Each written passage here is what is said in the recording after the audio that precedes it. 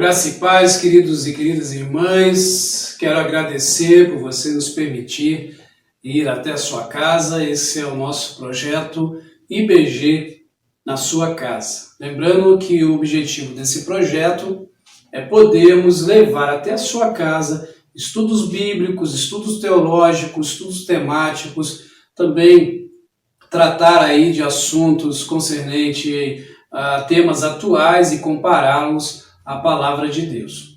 Antes de adentrarmos ao estudo de hoje, lembrando, nós estamos dando continuidade à teologia da igreja, eu peço que você clique aí no link, inscreva-se aí no canal, clica no nosso sininho e após esse estudo, dá um gostei aí, aperta o joinha e também deixa seus comentários. Isso, deixa seus comentários, coloque aí talvez algum tema que você deseja ouvir. Após esse que nós estamos estudando, no futuro podemos também ter um feedback da sua parte e assim podemos melhorar cada vez mais o nosso canal. Antes de continuarmos, eu queria convidar você a orar, fechar os seus olhos, se assim você puder, e levarmos a nossa mente e o nosso coração até Deus. Pai, em nome de Jesus, eu quero agradecer ao Senhor por esse segundo encontro IBG na sua casa.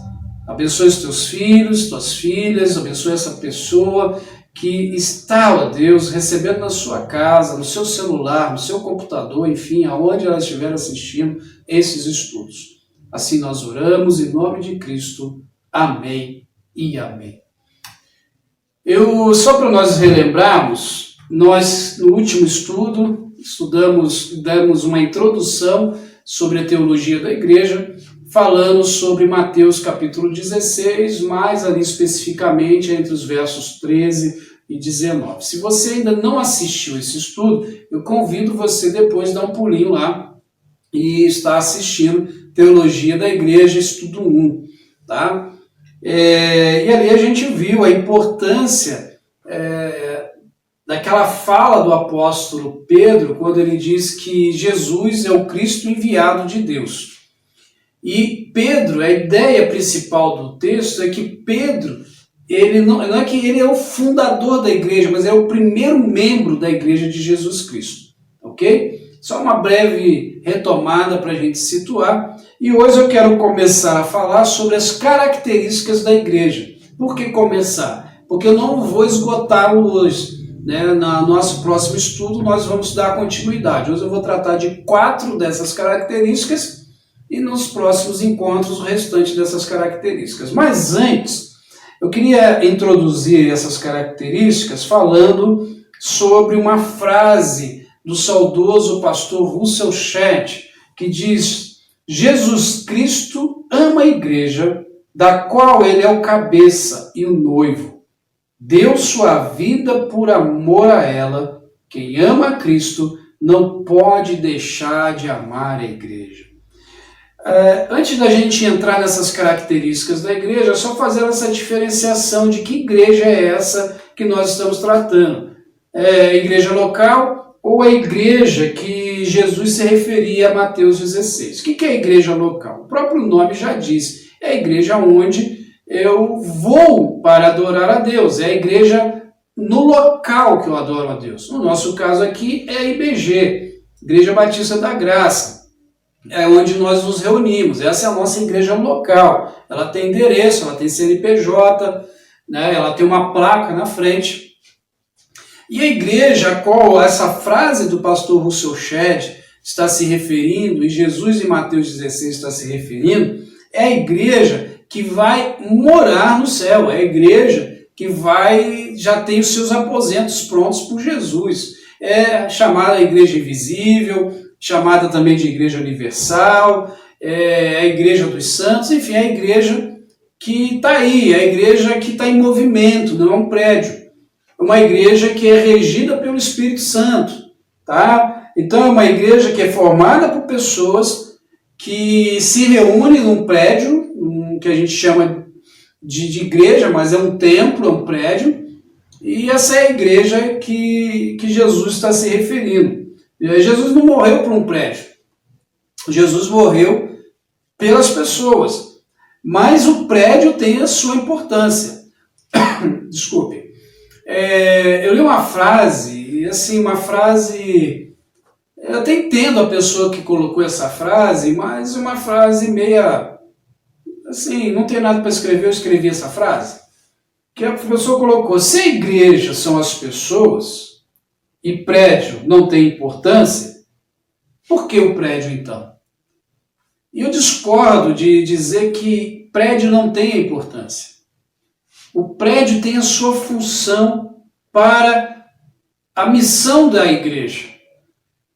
Eu posso adorar a Deus em qualquer lugar, inclusive nós estamos gravando esse estudo em tempos de pandemia, então a gente está aí vivendo esse isolamento, não estamos podendo ainda ter os cultos presenciais como tínhamos antes, então, mas o prédio tem a sua importância. Por exemplo, nós aqui temos o projeto de aula de português com haitianos e está parado, porque nós damos a aula aqui no projeto, aqui na igreja, no prédio, e não podemos recebê-los aqui por causa do decreto.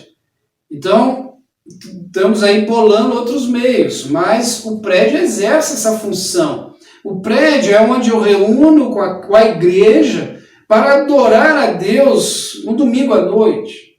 E posso desenvolver vários outros projetos através desse prédio.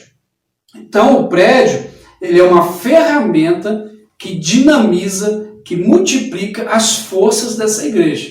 Então, ele tem a sua importância. Então, fazendo essa diferenciação, eu queria tratar, então, das características dessa igreja, não prédio, mas eu e você como igreja. Primeira característica é a santidade. E santidade, a igreja ela é composta de membros, e a santidade traz aquele sentido de santos, e santos traz o sentido, como a gente já conhece, de separado do mundo. Ser separado do mundo, aí a gente precisa entender que não é assim, eu não estou mais nem aí com o mundo, eu agora sou santo, eu sou cristão, é o mundo lá e eu cá, e a gente usa muito o Salmo 1, não assentai-vos na roda dos esclarecedores, então eu não posso ter contato com quem não é cristão. Não é nada disso. Não é nesse sentido que a santidade trata. Ser separado do mundo é que eu não vou mais agir como sistema desse mundo.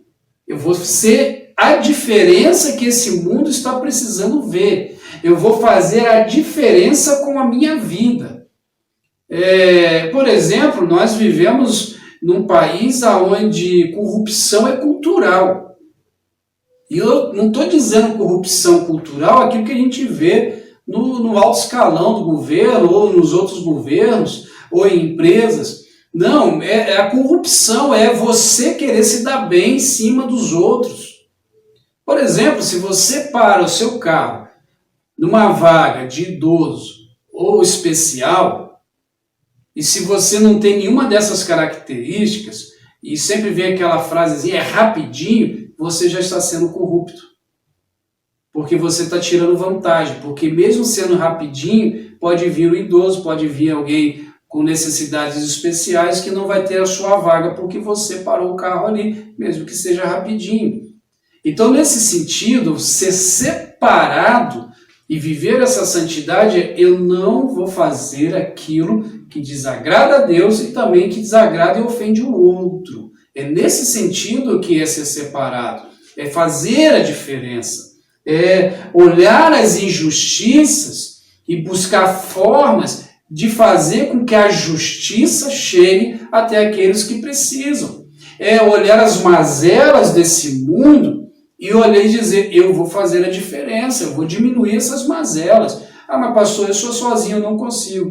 Queridos, para mudar o mundo, basta mudar primeiro você. Não precisamos mudar todo um sistema. Mude você. Já é um grande passo. O apóstolo Paulo, em 1 Coríntios 10, 23, diz, todas as coisas me são lícitas, mas nem todas as coisas convêm. Todas as coisas me são lícitas, mas nem todas as coisas edificam. É nesse sentido que é ser separado. Eu posso fazer qualquer coisa, mas eu não vou fazer porque isso não me convém. Isso ofende a Deus, isso me prejudica, prejudica o outro. E a cada momento nós precisamos mostrar essa diferença. Eu fico muito chateado quando eu ouço críticas sobre cristãos, porque fez isso, fez aquilo. Ah, porque essa pessoa não vai na igreja, não fica lá pregando, não fica ouvindo, não fica lendo Bíblia. Mas a gente também esquece de um detalhe. Nós estamos no processo de santidade, nós estamos em construção. E em construção, em cada momento, nós somos transformados, mudados.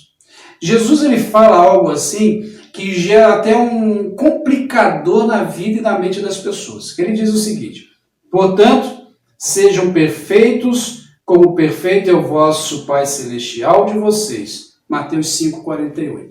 Esse versículo faz parte do seu Sermão do Monte. E nesse momento, Jesus está dando orientações aos seus discípulos de como se portar na sociedade. Então ele fala várias situações ali. E ele vai dizer, olha, ouviram isso tudo? Então, olha, vocês precisam ser perfeitos como perfeito é o vosso Pai Celestial. Mas, gente, como que a gente é perfeito? Como que nós vamos ser perfeitos se nós ainda estamos em construção? Vou dar uma dica para você entender esse versículo. Imagine que você vai apertar uma chave de fenda. Você pode apertar essa chave de fenda usando uma faca, mas não é o instrumento certo, não é o instrumento perfeito para aquilo. Você pode se machucar, você pode quebrar a faca, você pode estragar o parafuso. O que você vai fazer? Você vai procurar uma chave de fenda no tamanho da fenda do parafuso e você vai apertar esse parafuso.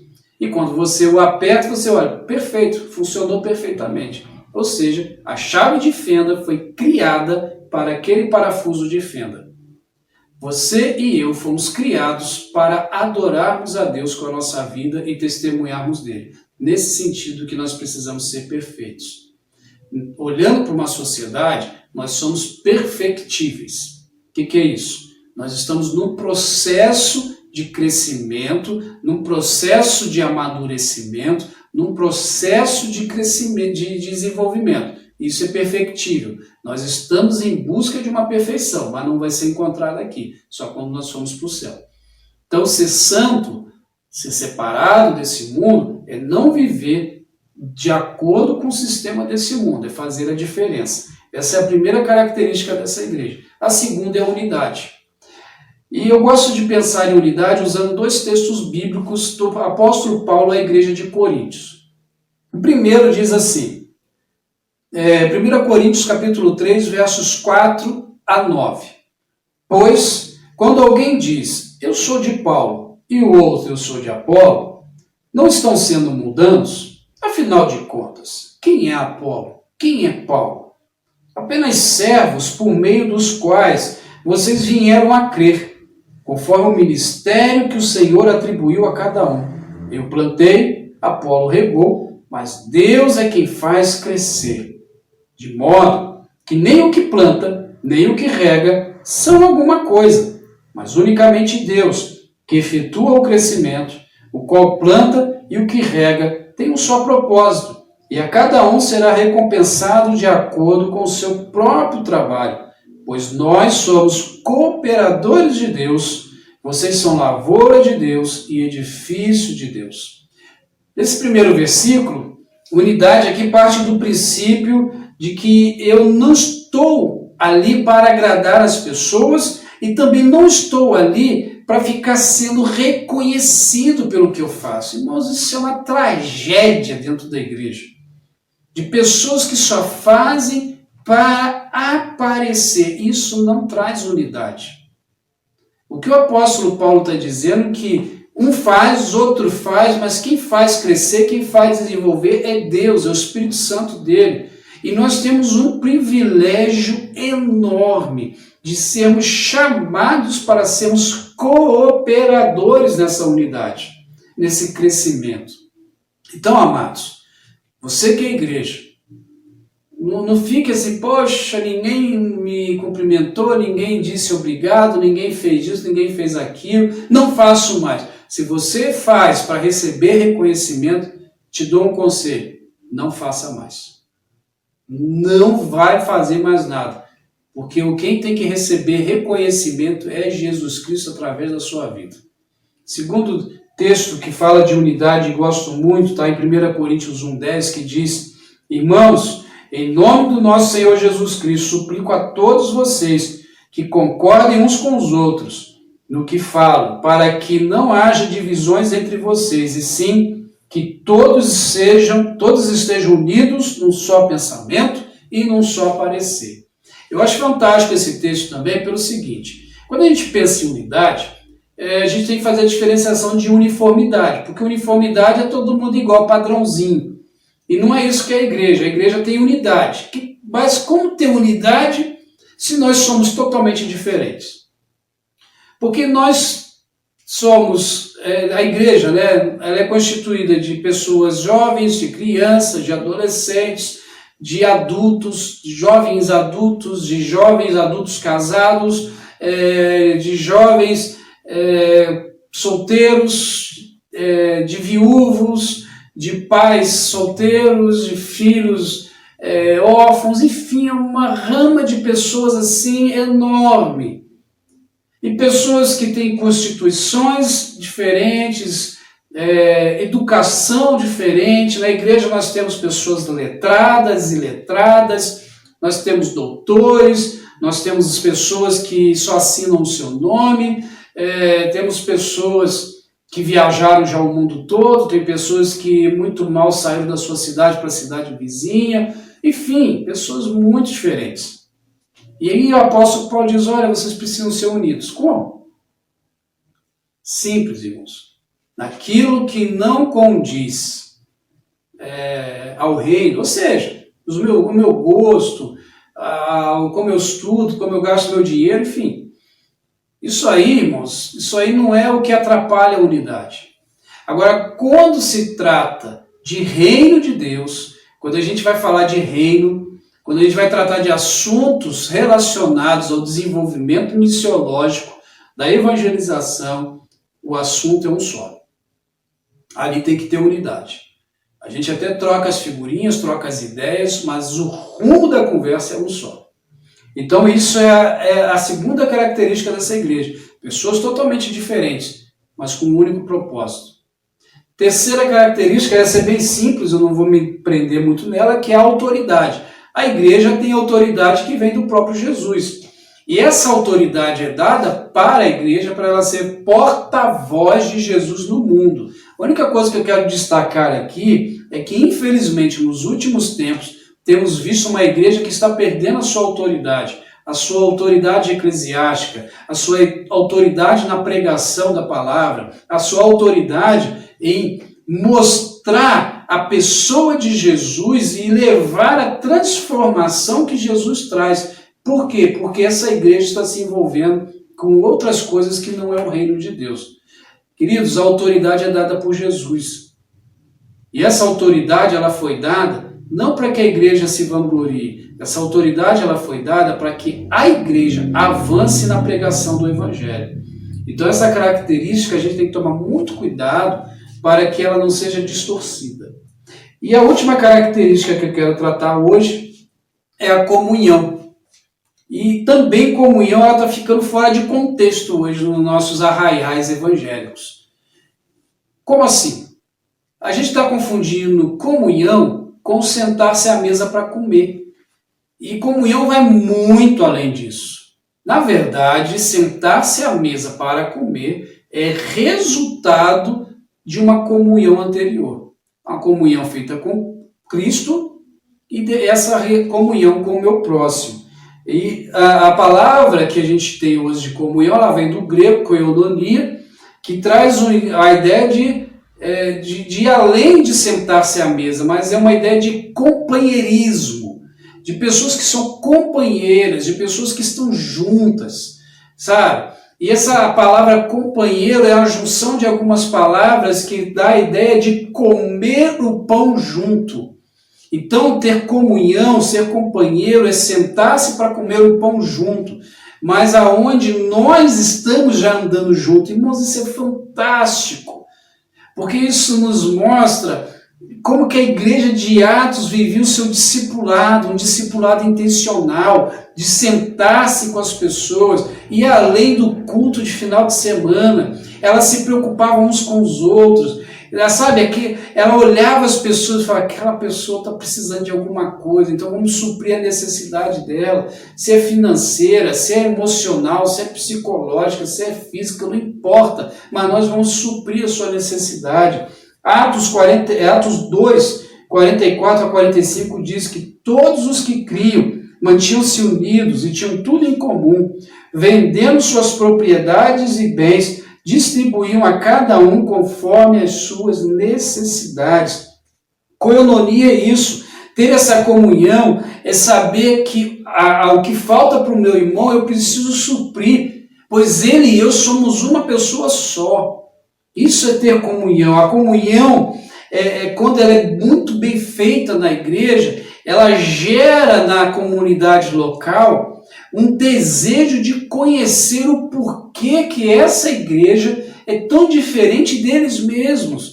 E quando a gente lê Atos, principalmente Atos capítulo 2, nós encontramos que a comunidade em volta da igreja caía na graça da igreja. O que isso quer dizer? Que o que eles olhavam para a igreja era aquilo que aquela igreja vivia e aquilo gerava naquelas pessoas a curiosidade, e nessa curiosidade o Senhor acrescentava todos os dias aqueles que iam sendo salvos.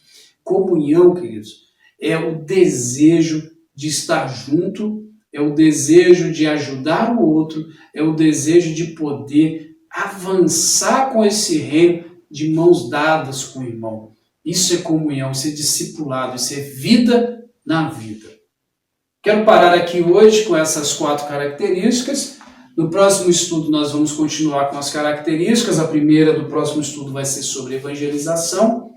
Mas espero em Deus que esses estudos possam estar edificando a sua vida e que você possa estar sendo uma igreja melhor e se preocupando ainda mais com a missão que Deus nos deu. Novamente peço a você, se inscreva no nosso canal, deixe aí os seus comentários, suas sugestões, nos ajude a melhorar o canal da IBG. Que Deus abençoe a sua vida, até uma próxima, até um próximo IBG na sua casa. Deus te abençoe em nome de Jesus.